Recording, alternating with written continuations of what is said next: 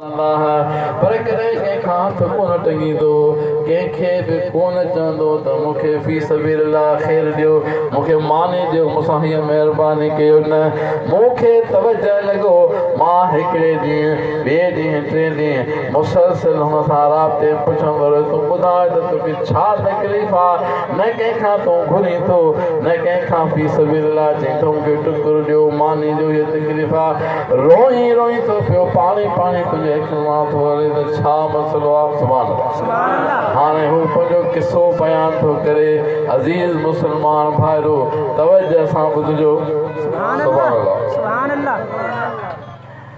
चए थो त साईं हिन शिकारपुर शहर जो मां कंहिं दौर में वॾे में वॾो सोनारो हुउसि, तिजार हुउसि, मूं वटि पैसे जी कमी कान हुई। मां हज ते सम्झुसि, पाण सां गॾु पंहिंजा घर वारा जेको बि कुर्ब कबीलो हो, तक़रीबन जीअं 40 माण्हू मां हज ते वठी वियुसि। बेड़ा तॾहिं सामुंडी बेड़ा हूंदा, समुंड रस्ते हाजी वेंदा हुआ, समुंड रस्ते ईंदा हुआ। हज ते वियासीं, अल्हम्दुलिल्लाह ख़ैर सां रब करीम असांखे सआदत नसीब कयूं, ज़ियारतूं कयोसीं, सभिनी खे रब साईं हाजी बणायो ऐं असां हाणे वापसि थियासीं। असांजो वापसी जो सफ़र थियो। जेॾी महिल असांजो वापसी जो सफ़र थियो, हलंदे हलंदे हलंदे समुंड जे हिकु सीर मां आयासीं त उते तूफ़ान अची वियो त बेड़ो गर्क थी वियो। जेॾी महिल मुंहिंजूं अखियूं खुलियूं त मां ॾिठुमि त मां हिकिड़े फटे ते काठ जे फटे ते अची समुंड जे किनारे सां लॻो हा। सुभाणे मां किनारे खां लथुसि, तक़रीबन हाणे कोई माण्हू मूंखे ॾिसण में न आयो त मां रस्तो वेंदुमि हलंदे हलंदे, तक़रीबन मां सम्झां थो 4 या 5 मील मां पंधु कयो। हिकिड़ो हुते पाणीअ जो इंतज़ाम ॾिठुमि, भरिसां नंढी मस्जिद बि ॾिठमि। मग़रिब जो टाइम सिज लहण वारो हुजे, मां बि वुज़ू करे वञी मस्जिद में वेठुसि। जीअं मग़रिब जो टाइम थियो, अचानक हिकिड़ा 3 जवान अची लथा। हिकिड़े आज़ान चई, ॿिए तकबीर चई, नमाज़ थी, नमाज़ पढ़ी जीअं फारिग थिया, अञा वेठा ई त मस उन्हनि जे आॾो ताम अची वियो। हुननि उहो ताम वापराए खाई, जेॾी महिल थोरो बचो, जेॾी महिल बचो त मूंखे इशारो कनि मां खाधो। जेॾी महिल मां उहो ताम खाधो त मां त महसूसु कयो त अहिड़ी त मां कॾहिं शइ दुनिया में खाधी न आहे। अहिड़ी लज़ीज़ शइ, अहिड़ो सुहिणो ताम, एॾो हुन मज़ो हुजे, एॾो हुन में लज़त हुजे जो मां हुनजी तारीफ़ ई नथो करे सघां। पर जीअं जीअं मां उहो ताम खाईंदो वियुसि, तीअं तीअं मुंहिंजे जिस्म में बि चेंज ईंदी वई। ईअं चेंज अची वई त जिथे मां ॾिसां पियो त मुंहिंजी नज़र घटि में घटि 4-5 कोण ते थी वञे। उन में जेके वण टिण हर शइ खे कटे 4-5 कोण ते थी वञे। 4-5 कोण ते जेसि ताईं मुंहिंजी नज़र थी वञे, ओसि ताईं मुंहिंजो हथ थो पुॼे।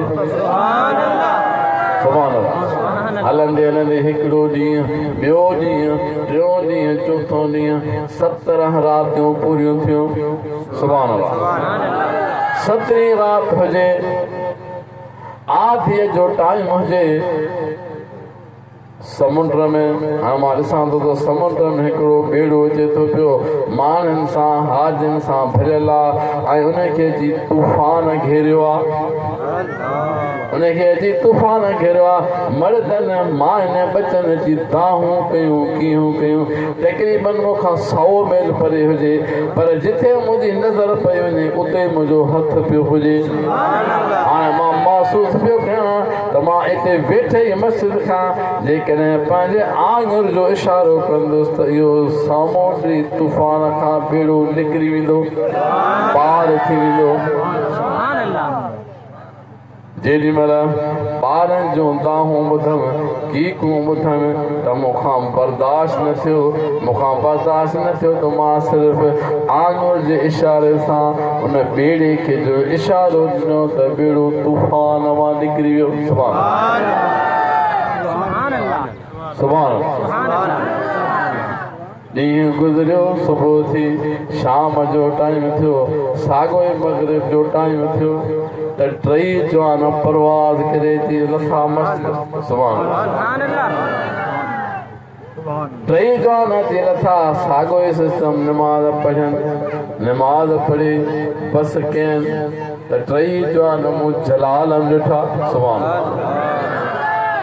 त हिकिड़े जवान मूंखे चयो त छा अदा ये माण्हू जंहिं ख़लक़िया हुआ जेको ख़ालिक हो जेको मालिक हो सुभाणे अल्लाह जंहिं पैदा कया उहो न पियो ॾिसे इहे दाऊं था कनि इहे कोको था कनि उहो ख़ालिक अकबर जंहिं पैदा कया उहो न पियो ॾिसे उहो उन्हनि जूं दाऊं कोको न पियो ॿुधे तोते अची पई तो उनखे निपासो पंहिंजो तव्हां पार कयो तो अल्लाह जी कुदरत मां थियो थो मां शेरे खुदा हाँ ही इमाम हसन ही इमाम हुसैन थका जो उनखे लपाटे कराई त शिकार पियो शा